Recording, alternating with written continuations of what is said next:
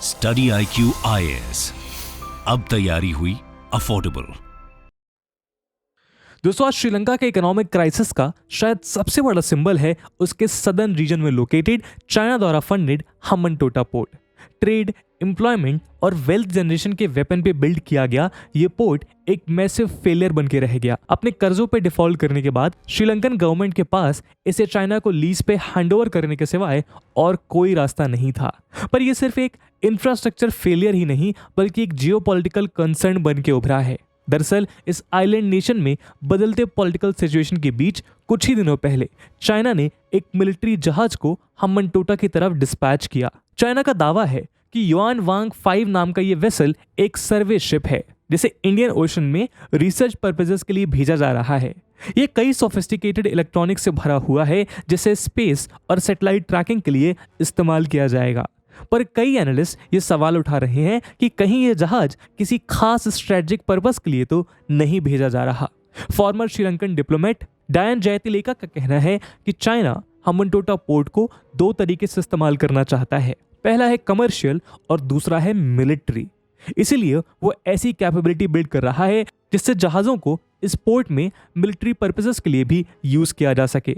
Reports के मुताबिक हाल ही में बेदखल किए गए श्रीलंकन प्रेसिडेंट गोटाबाया राजापक्सा ने चाइनीज वेसल का क्लियरेंस दिया था और रनिल विक्रमसिंघे की नई सरकार इस डिसीजन को ओवरटर्न करने की पोजीशन में नहीं है। नई दिल्ली के लिए ये एक क्रूशियल कंसर्न है क्योंकि अगर $1.5 बिलियन का Hambantota port Chinese military base बन गया तो ये इंडिया के नेविगेशनल सिक्योरिटी के लिए मेजर थ्रेट बन जाएगा। डर ये है कि चाइना की ये रिसर्च शिप्स मैरीटाइम सर्वेलेंस और इंटेलिजेंस गैदरिंग करते हुए इंडियन नेवी के मूवमेंट्स को ट्रैक कर सकती हैं। इंडिया का एक क्लोज पड़ोसी देश होने के नाते श्रीलंका के लिए ये एक डिप्लोमेटिक डायलेमा है। पर उसने ऑलरेडी इंडिया के कंसर्न्स को देखते हुए 5 दिन के लिए इस चाइनीज शिप के अराइवल को पोस्टपोन कर दिया था। लेकिन आगे चलकर इस शिप को डॉकिंग के लिए श्रीलंकन गवर्नमेंट द्वारा क्लियरेंस दे दी गई। ये तो श्रीलंका ने इस चाइनीज शिप को किसी भी तरह की रिसर्च कंडक्ट करने की इजाजत नहीं दी है, लेकिन इंडिया के लिए अभी भी एक सिक्योरिटी इशू बना हुआ है जिसके जियोपॉलिटिकल कंसिक्वेंसेस काफी सिग्निफिकेंट हो सकते हैं। सवाल यह है कि क्या वाकई चाइना हम्बनटोटा पोर्ट को मिलिटराइज करने में लगा हुआ है? क्या होगा इसका इम्पैक्ट और कैसे इंडिया इस थ्रेट को काउंटर कर पाएगा? आज के वीडियो में हम इन्हीं सवालों पर चर्चा करेंगे। लेकिन दोस्तों, आगे बढ़ने से पहले मैं आपको बता दूं कि इस वीडियो की इंपॉर्टेंस यूपीएससी मेंस के पर्सपेक्टिव से काफ़ी ज़्यादा है और इस मुद्दे से जुड़े हुए सवाल यूपीएससी GS2 के इंटरनेशनल रिलेशन सेक्शन में पूछे जा सकते हैं। इसके बारे में हम वीडियो के अंत में और भी बात करेंगे, पर फिलहाल के लिए अपने डिस्कशन को हम आगे बढ़ाते हैं। दोस्तों, आपको इंटरप्ट करने के लिए माफ़ी, पर यह कोई ऐड नहीं है। बस आपसे एक ऐसी इंफॉर्मेशन साझा करनी है जिसकी मदद से हम एजुकेशन को अफोर्डेबल बनाने की तरफ एक इम्पॉर्टेंट कदम उठा रहे हैं। स्टडी IQ ने अपना UPSC pre plus mains live foundation batch start किया है जिसमें आपको सारा का सारा कंटेंट लाइव दिया जाएगा। 900+ आवर्स का live content, 1-to-1 mentorship, current affairs programs, prelims के practice questions, mains answer writing practice और भी बहुत कुछ मात्र 18,999 के डिस्काउंटेड प्राइस पर अगर आप AG live coupon code use करते हैं। और दोस्तों, साथ ही साथ optional subjects, PSIR and geography के भी बैचेस स्टार्ट होने वाले हैं जिन्हें आप 12,499 के डिस्काउंटेड प्राइस पर अवेल कर सकते हैं अगर आप AG live coupon code use करते हैं।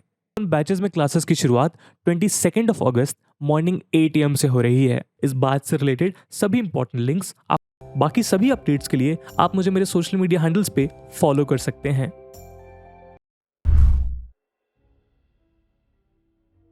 दोस्तों, चाइनीज वेसल को लेकर करंट टेंशन्स को समझने के लिए हमें हम्बनटोटा पोर्ट के ओरिजिन्स को समझना होगा।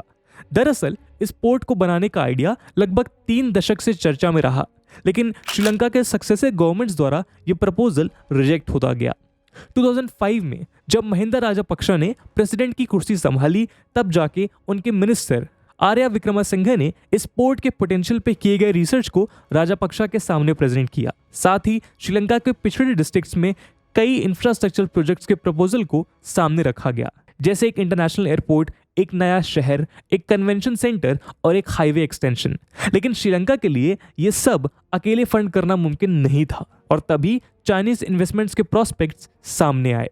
पर हम्बनटोटा पोर्ट के प्लान्स को लेकर एक्सपर्ट्स का ओपिनियन पॉजिटिव नहीं था।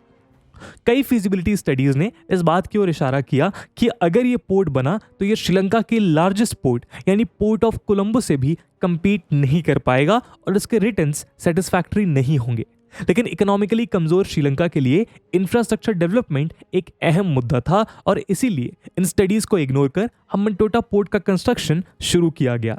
इस प्रोजेक्ट का पहला phase export import bank of China यानी कि एग्जिम बैंक के $307 मिलियन से बनाया गया, जिसका 6.3% एनुअल इंटरेस्ट श्रीलंकन स्टैंडर्ड्स के मुताबिक बहुत ही ज्यादा था। उसी समय जब श्रीलंकन पोर्ट अथॉरिटी ने फंडिंग के लिए एक ओपन रिक्वेस्ट की, तब चाइना अकेला ऐसा देश था जो इस पोर्ट को सपोर्ट करने के लिए आगे आया। सवाल ये था कि क्यों चाइना इस डूम्ड प्रोजेक्ट के लिए मान गया। एक्सपर्ट्स की माने तो उसका जवाब सिंपल है, उसे इस प्रोजेक्ट के फेलियर से कोई मतलब नहीं था, उसके जियोपॉलिटिकल एम्बिशंस कुछ और थे। इस तरह तमाम वार्निंग्स को नजरअंदाज कर हम्बनटोटा पोर्ट को कंस्ट्रक्ट किया गया।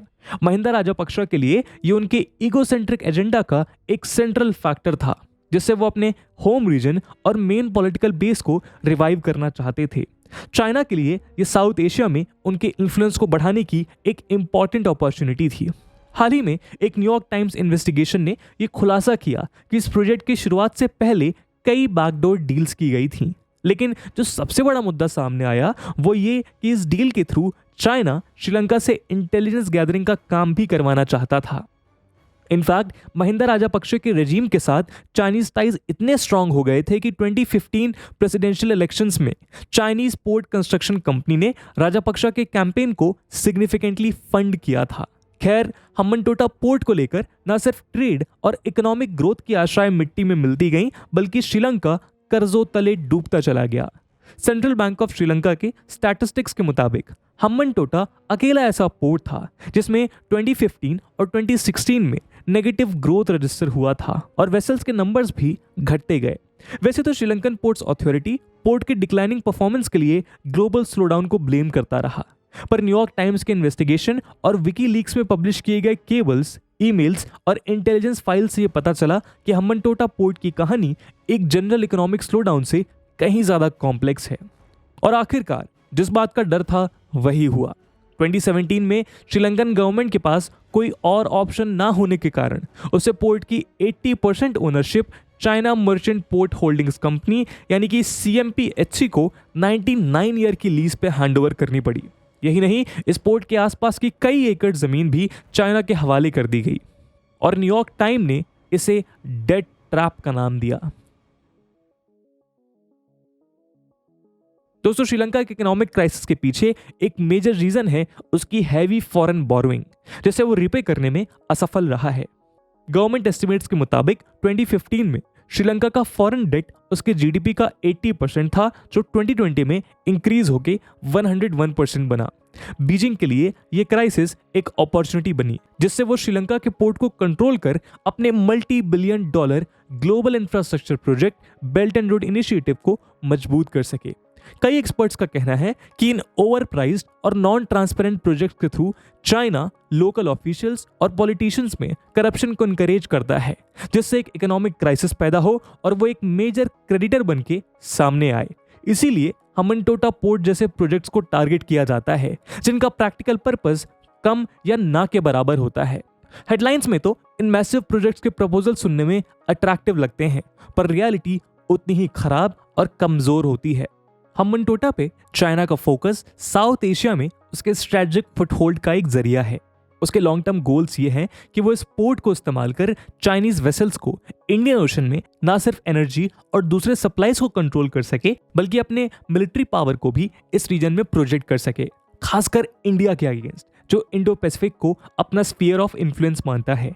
कुछ ही दिनों पहले US department of defence on China की एक कॉम्प्रिहेंसिव रिपोर्ट में ये पाया गया कि Beijing already additional military bases और लॉजिस्टिक्स फैसिलिटीज प्लान कर रहा है, जिससे वो नेवल, एयर और ग्राउंड फोर्सेस के प्रोजेक्शन को सपोर्ट कर सके। श्रीलंका के अलावा इस प्रोजेक्ट में कई और ऐसी कंट्रीज हैं जहां चाइना ये स्ट्रैटेजी एम्प्लॉय कर रहा है, जैसे Cambodia, Myanmar, Thailand, Singapore, Pakistan, UAE, Kenya, Seychelles, Tanzania, Angola और तजिकिस्तान। यानी ग्लोबली चाइना की पीपल्स लिबरेशन आर्मी अपने मिलिट्री लॉजिस्टिक्स फैसिलिटीज को इनहांस करने में लगी है। पेंटागन के इस रिपोर्ट का यह भी कहना है कि पीएलए के फोकस एरियाज चाइना से लेकर स्ट्रेट ऑफ हॉर्मुज, अफ्रीका और पैसिफिक ओशन में सिचुएटेड हैं। इसीलिए श्रीलंका में इंक्रीज चाइनीज प्रेजेंस कोई आश्चर्य की बात नहीं है।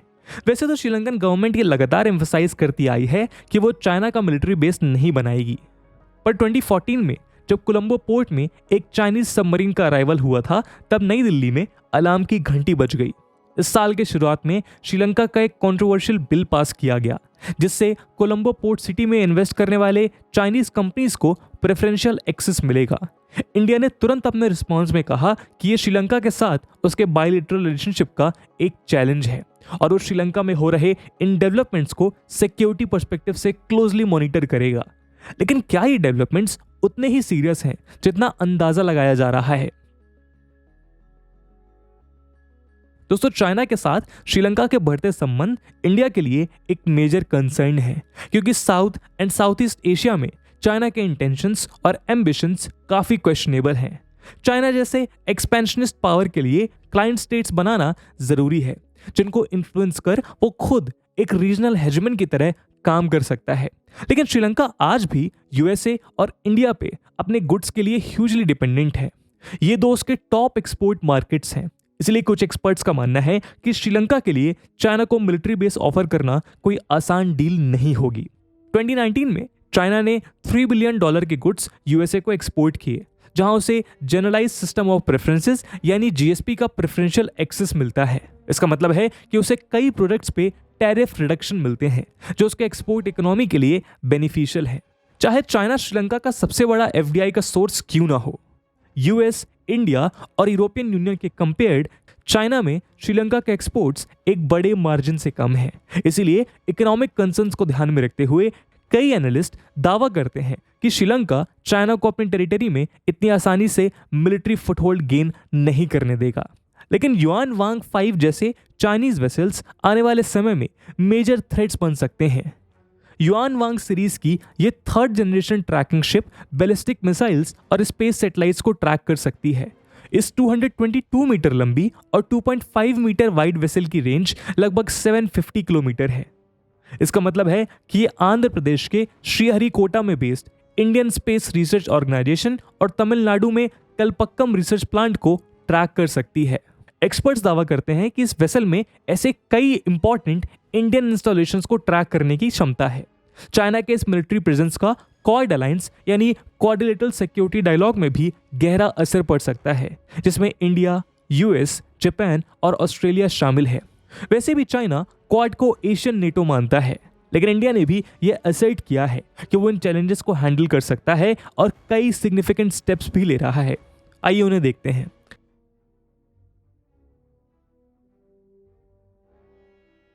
दोस्तों, इंडिया के लिए श्रीलंका उसके नेबरहुड फर्स्ट पॉलिसी का एक इंपॉर्टेंट पार्टनर है, जिसके साथ वो हिस्टोरिकल और कल्चरल टाइज को शेयर करता है और साथ ही साथ दुनिया के बिजिएस्ट ओशन ट्रेड रूट में बसा और इंडियन ओशन का पर्ल कहा जाने वाला यह देश अपने स्ट्रेटेजिक वैल्यू के लिए भी जाना जाता है।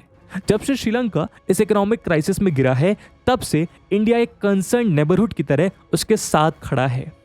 चाहे फ्यूल इंपोर्ट्स के लिए $500 मिलियन की लाइन ऑफ क्रेडिट हो या एसेंशियल आइटम्स को प्रोक्योर करने के लिए $1 बिलियन का असिस्टेंस, इंडिया की मैसिव फाइनेंशियल एड श्रीलंका के लिए बहुत क्रूशल रही है। और ये फाइनेंशियल और मटेरियल एड चाइना की वजह से इंकर किए गए डेट के कंपैरिजन में एक पॉजिटिव पेंट करती है। वैसे तो बीजिंग ने फेवरेबल टर्म्स में और भी पैसे लेंड करने का वादा किया है, पर वो कर्ज माफ करने के लिए तैयार नहीं है, और क्योंकि उसे ये डर है कि ऐसा करने से एशिया और अफ्रीका के बोरोवर्स भी उससे यही मांग करना चालू कर देंगे।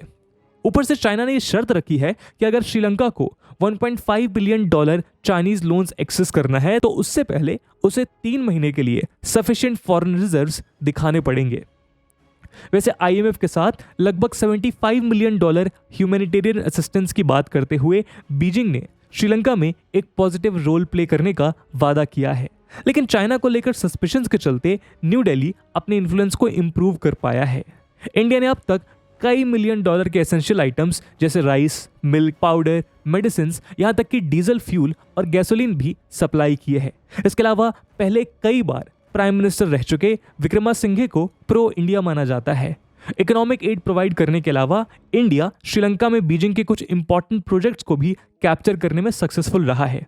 फॉर एग्जाम्पल, मार्च में श्रीलंका ने इंडिया के साथ एक solar power plant jointly develop करने का फाइनलाइज किया।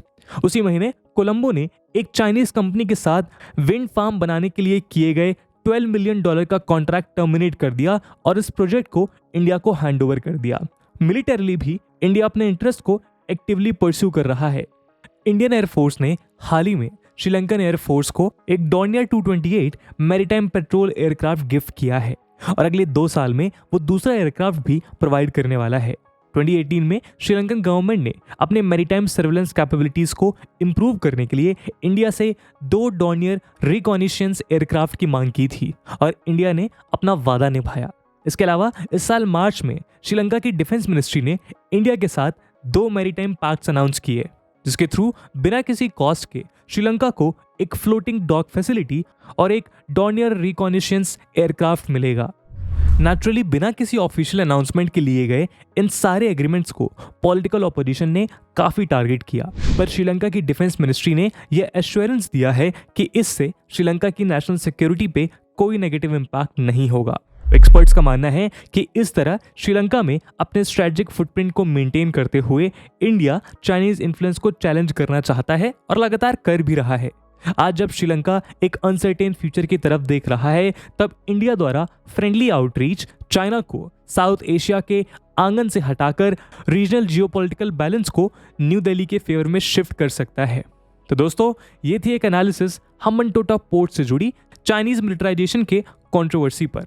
इस मुद्दे पे आपका क्या ओपिनियन है, कमेंट सेक्शन में जरूर बताइएगा। और जैसा कि हमने वीडियो के पहले भाग में बताया कि इस वीडियो की इंपॉर्टेंस यूपीएससी मेंस के पर्सपेक्टिव से काफी ज्यादा है और इसी इंपॉर्टेंस को देखते हुए एक सवाल हम आपके लिए छोड़कर जा रहे हैं, जिसको आपको कमेंट सेक्शन में आंसर करना ही करना है। And the question is, discuss the geopolitical consequences of China's attempts to militarise Hambantota port. And with this question my friends, that's it for the video. I hope आपको वीडियो पसंद आया होगा और अगर पसंद आया है तो अपने दोस्तों के साथ शेयर करना बिल्कुल मत भूलिएगा। अब मिलते हैं अगले वीडियो में, तब तक के लिए जय हिंद, जय भारत। स्टडी IQ IAS, अब तैयारी हुई अफोर्डेबल।